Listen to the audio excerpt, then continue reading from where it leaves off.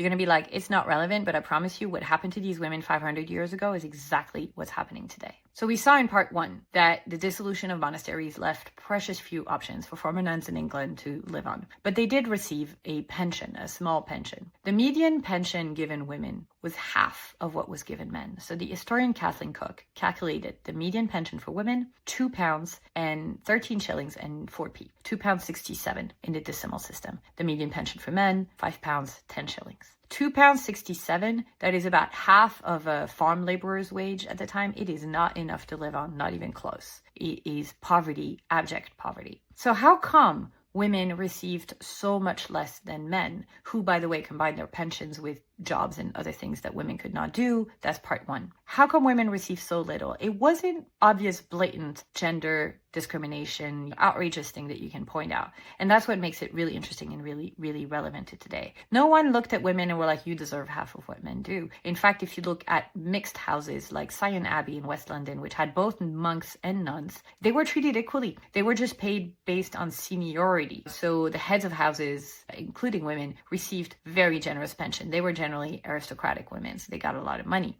But lower down the ranks, less money. The problem was twofold. Female houses, convents, were smaller and poorer. Wealth was built on centuries of donations from monarchs and powerful, rich patrons. And you can see how that would favor male institutions, because that's where they got educated, that's where they went to pray, and so that's where they patronized, and women had less money to give to their institutions. And the pensions were taken from each estate's income and worth, not from some nationalized pot. So poorer house, less pension. The other thing was that when the first wave of dissolution happened in 1535, 1536, and the lesser houses, the poorer houses were shut down, men and women were given the option. You can either leave the religious life, go on your way, no money though, figure yourself out. Or you could stay and join one of the bigger houses that hadn't been shut down yet. And so 9 out of 10 women, a lot more than men, decided to remain nuns and just go to a bigger house because they knew there was nothing out there for them.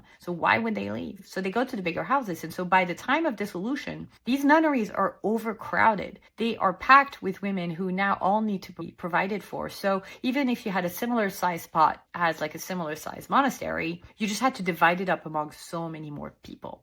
And so that's how you end up with, again, systemic inequity and women just with much more dire outcomes than men. Not blatant discrimination, but just an accumulation of hurdles and systems that just don't work quite right in order to give women a living pension. I just think that is really interesting and really relevant. There's a whole article about this at broadhistory.com, so go ahead and sign up for the newsletter. Check it out. Link is in bio.